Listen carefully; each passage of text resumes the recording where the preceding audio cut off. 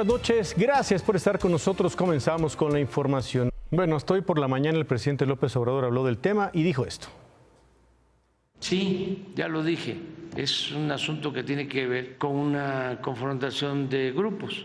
En el caso de Sinaloa es esto, hay elementos suficientes de la Secretaría de la Defensa, de la Guardia Nacional, todo también para que no haya alarmismo, sensacionalismo, porque los medios conservadores, ¿no?, o los que no nos quieren, todo lo hacen más grande, lo magnifican. Bueno, el gobernador de Sinaloa, Rubén Rocha, informó que por estos hechos violentos los festejos por el grito de independencia que se realizarían en Culiacán, pues quedan suspendidos. Solo se va a realizar un evento privado sin invitados. La cancelación de los festejos se ha replicado en otros municipios, algunos para evitar hechos violentos durante los eventos, pues, y otros en solidaridad por los enfrentamientos ocurridos en Culiacán. Hasta el momento son 11 los municipios que han cancelado los festejos, destacando Elotla, Cozalá, San Ignacio, donde también se suspendieron clases hoy y mañana viernes. Por cierto, ante estos 4 días violentos en Sinaloa, hoy el Consulado de Estados Unidos en Hermosillo pidió a sus ciudadanos pues no viajar al estado. El consulado destacó los reportes de robo de autos, balaceras, bloqueos y autos quemados, así como la cancelación de los festejos precisamente del grito de independencia. Lo cierto es que debido a esta semana violenta, esta noche la gente en Culiacán pues está prácticamente resguardada en sus casas, no hay gente en las calles. Jesús Bustamante, buenas noches, estás en la zona, te vemos, te escuchamos. Buenas noches, Jesús. ¿Qué tal, Manuel? Saludos desde Culiacán, una ciudad que no logra por ninguna forma recuperarse de este clima de inseguridad que se vive desde hace 4 días. Las plazas y centros comerciales se encuentran prácticamente vacíos. No han abierto algunos días. Hoy lo intentaron, pero no todos los establecimientos, y es que dentro pues prácticamente luce solo. Los negocios pues están sin visitas y algunos empleados se ausentaron por miedo o porque no tienen la manera de poder trasladarse, y es que el transporte público tampoco se ha normalizado. Esta situación ha puesto en jaque prácticamente a toda la ciudad, y es que los establecimientos, algunos de ellos se han puesto de acuerdo para cerrar sus cortinas mucho más temprano. A cierta hora, ya por la tarde-noche, pues han decidido cerrar sus cortinas para no sufrir pues algún ataque o que sus empleados pues también se sientan mucho más seguros. Las calles lucen completamente vacías, como en este centro comercial, en este pasaje turístico de Culiacán, que podría estar en estos momentos llenos, pero la situación de violencia hace, Manuel, que esté pues así, prácticamente vacío. Regresamos al estudio. Es correcto. Gracias, Jesús. Buenas noches. ¿Y cómo convencer a la gente cuando dice el gobierno del estado confíen, abran sus lugares, vayan? ¿Cómo? ¿Cómo? Si bien la violencia, como dicen, no es generalizada, pues donde se da, a la gente le asusta. Ismael El Mayo Zambada, líder del cártel de Sinaloa, comparecerá mañana a las 8 de la mañana, hora de México, en persona en la Corte Este del Distrito de Nueva York. Ahí va a escuchar la lectura de los 17 cargos que pesan sobre él, entre ellos asesinato, producir y traficar drogas, incluido fentanilo, de ser un peligro para la sociedad, tener acceso a través del cártel a recursos casi ilimitados para delinquir. Por la manera en que han sido reagrupados los cargos, esta parece ser una acusación incluso pues más grave que la que enfrentó Joaquín Guzmán Loera en su momento, hoy sentenciado y condenado en esa misma corte.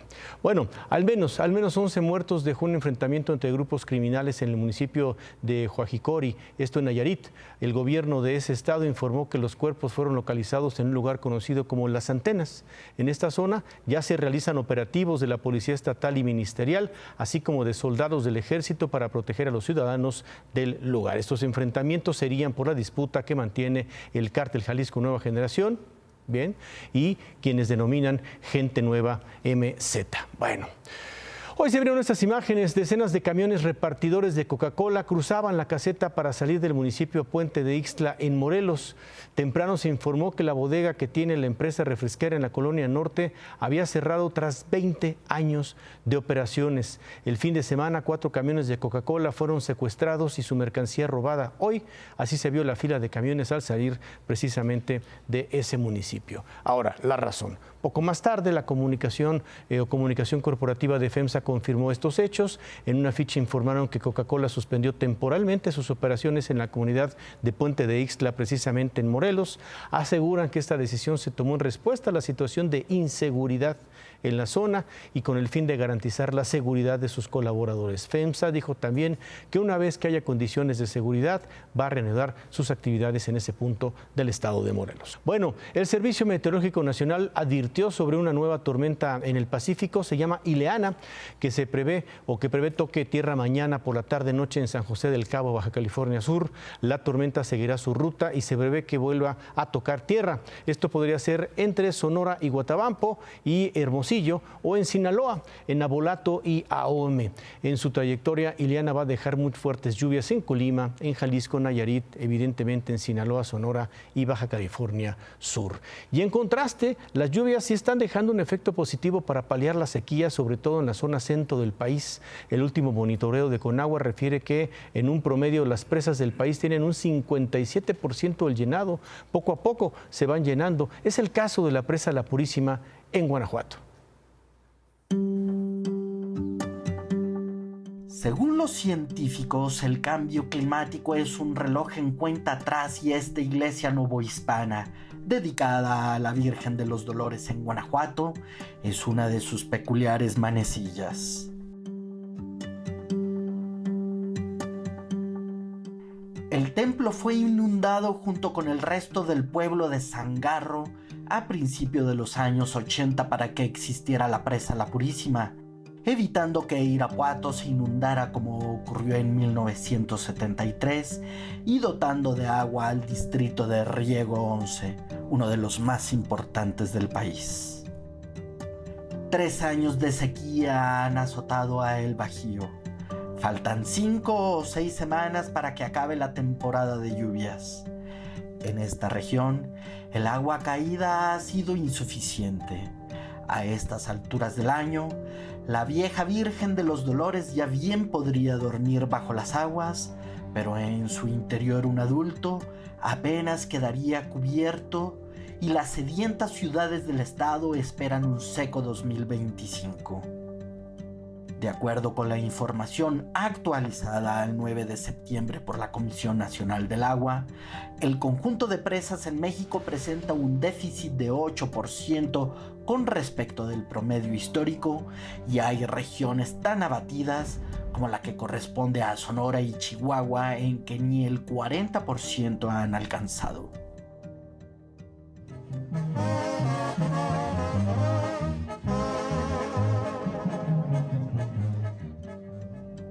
El 15 de septiembre es la fiesta de la Virgen de los Dolores y su nueva iglesia la celebra junto con el aniversario de la mudanza de su imagen y del Cristo que no debían ver el agua de la presa y solo bendecirla de la lluvia, pero el clima no se los ha permitido a cabalidad.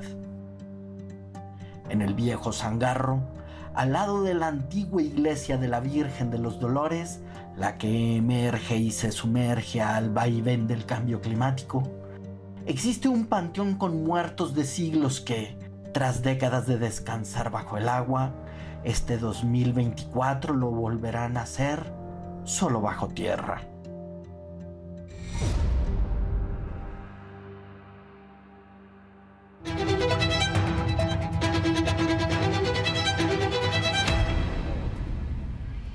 Esta mañana se completó el trámite y la reforma constitucional al Poder Judicial de la Federación ya se avaló en 21 congresos estatales. Ahora sigue que tanto la Cámara de Diputados como la de Senadores sesionen para emitir la declaratoria de reforma constitucional. El paso previo a su promulgación. Los legisladores del PRI, del PAN y de Movimiento Ciudadano pues han avisado que no van a acudir a estas sesiones, realmente no los necesitan, hacen quórum con Morena, PT y Partido Verde. El presidente quiere que el decreto sea publicado el 15 de septiembre, el domingo. Tras sesión privada, los ministros de la Suprema Corte de Justicia de la Nación determinaron reanudar labores en el Pleno de las Salas o en el Pleno y en las salas, una vez que se publique en el Diario Oficial de la Federación el decreto de reforma constitucional al Poder Judicial, con lo que los ministros van a regresar a trabajar el próximo 17 de diciembre de tiempo completo. Mañana van a permanecer las guardias y la Suprema Corte suspendió sus sesiones desde hace 2 semanas en apoyo a los trabajadores del Poder Judicial. Entonces el 17 de septiembre regresan a trabajar la próxima semana. Por su parte, los trabajadores del Poder Judicial durante la madrugada retiraron el bloqueo que mantenían en la Cámara de Diputados desde hace 9 días para evitar una confrontación con la policía. Amanecieron las calles aledañas y puertas totalmente liberadas de la Cámara de Diputados, pero bajo el resguardo y presencia de la Guardia Nacional. Y comenzamos a ver movimientos inusuales. Específicamente quitaron los camiones que estaban obstruyendo las vialidades, los camiones de los granaderos, aquí en la calle de Eduardo Molina y en la calle de Cidari Rovirosa y Congreso, y Cidari Rovirosa y Eduardo Robelo.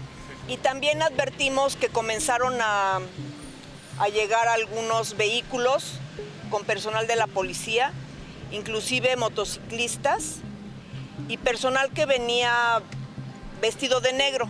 Estas actividades nos hicieron suponer que se estaba gestando alguna actividad por parte del Estado.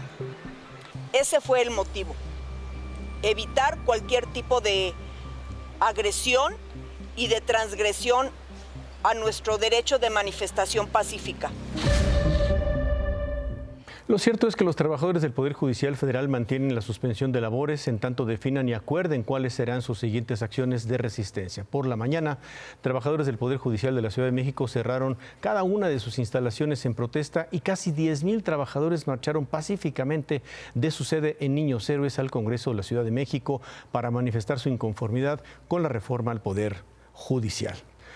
Bueno, uno de los frentes de batalla que mantienen los trabajadores es en el plano internacional. Hoy, por cierto, la Comisión Interamericana de Derechos Humanos expresó tener una grave preocupación por esta reforma constitucional. En un comunicado advirtieron que ven posibles afectaciones en el derecho de acceso a la justicia, en las garantías de independencia judicial y en la vigencia del Estado de Derecho en México. La Comisión dijo haber recibido de parte de organizaciones de la sociedad civil y expertos mucha información sobre estas posibles afectaciones que va a traer la reforma judicial. Claudia, buenas noches. Buenas noches, Manuel. Hace unas horas, apenas unas horas, en pleno Polanco se registró una balacera en el cruce de las calles Goldsmith y Dickens. Según datos preliminares de la Policía de la Ciudad de México, murió una persona de unos 50 años quien bajaba de una camioneta aparentemente blindada cuando 2 personas se le acercaron y le dispararon a la cabeza. Murió ahí, en el lugar. Los responsables consiguieron escapar y, a decir de la policía, ya están investigando. Eso en Polanco. En la autopista del Sol, estudiantes de la Normal de Ayotzinapa bloquearon por alrededor de 1 hora los 4 carriles de la autopista, según ellos para conmemorar a 2 estudiantes, Jorge Herrera y Gabriel Echeverría de Jesús, asesinados hace 13 años. El 12 de diciembre del 2011, durante el gobierno de Ángel Aguirre Rivero. Llegaron a la 1 de la tarde en 8 autobuses, 3 Suburban y 2 camionetas al parador del Marqués. Bloquearon los 4 carriles, dejaron 2 ofrendas por los normalistas y se retiraron. Pero advirtieron que esta es apenas la antesala de lo que vendrá en los próximos días por la desaparición de los 43 normalistas. Porque vamos rumbo al 26 de septiembre. Así es. Bueno, ayer se publicó en la cuenta de X del Aeropuerto Internacional de la Ciudad de México los puntos exactos en los que los conductores de taxi por aplicación pueden recoger a los usuarios. No pueden hacerlo ya en la bahía del aeropuerto. Los usuarios de la Terminal 1 deben caminar a Boulevard Puerto Aéreo en la lateral del circuito interior. En la Terminal 2, los usuarios deben caminar a la avenida Fuerza Aérea Mexicana. En ambos casos es aproximadamente 1 kilómetro. Bueno, hoy estuvimos en la Terminal 1, el recorrido de la puerta 1 al lugar donde los usuarios pueden abordar vehículos de plataforma como Uber o Didi toma unos 3 minutos. La complicación es para los pasajeros que llegan de vuelos internacionales, que son las puertas más alejadas, pues ese trayecto puede tomar unos 10 minutos y esto fue lo que opinaron algunos de los usuarios. Definitivamente hay un acceso muy bueno y es muy rápido. Yo creo que pues a muchos nos conviene por el costo, ¿verdad? Sí. Los costos que hay. Los señalamientos fueron... perfectos, sí. Perfectos. mucha vigilancia, todo muy bien. Bueno, no sabía que estaban hasta que al final casi del circuito para salir, ya es donde los vi. Pero antes no había ninguno. No había. Ajá. ¿Se le hizo complicado con la maleta, con el tiempo? No, súper rápido. Muy larga. Tuve que venir hasta la puerta 1 y todavía todo este recorrido muy largo. ¿Seguridad, viste? Muy seguro, todo. Creo que es muy útil. Eso sí tiene sus deberes de que sí está como muy reducido y hay mucha grieta. Bueno, antes de una pausa, David. No habrá reforma fiscal en el próximo gobierno. Ahorita te platico por qué. Pues Claudia Sheinbaum, la próxima presidenta, va a cumplir su palabra. ¿Te acuerdas, mi querido Manuel? ¿Cómo estás? Muy buenas noches. Buenas noches. Que desde candidata dijo que no se iba a hacer una reforma fiscal, que ella no tenía contemplada hacer una reforma fiscal, que no era necesaria. Y había muchos que decían, bueno, ¿cómo le va a hacer si está aumentando el déficit fiscal, si se tiene que corregir en el próximo paquete económico? Y ella hablaba desde aquel momento de que hay que mejorar la eficiencia recaudatoria. Hoy, en una entrevista banquetera, le preguntan, oiga, ¿quién va a ser el jefe del SAT? Pues va a seguir siendo Antonio Martínez. Antonio Martínez representa lo que es el segundo piso de lo que han hecho fiscalmente. ¿Te acuerdas que Raquel Buenrostro llegó y hizo un gran ajuste fiscal cobrándole a las muy grandes empresas y después ya se fue para ser secretaria de Economía? Después, Antonio Martínez siguió con la misma trayectoria.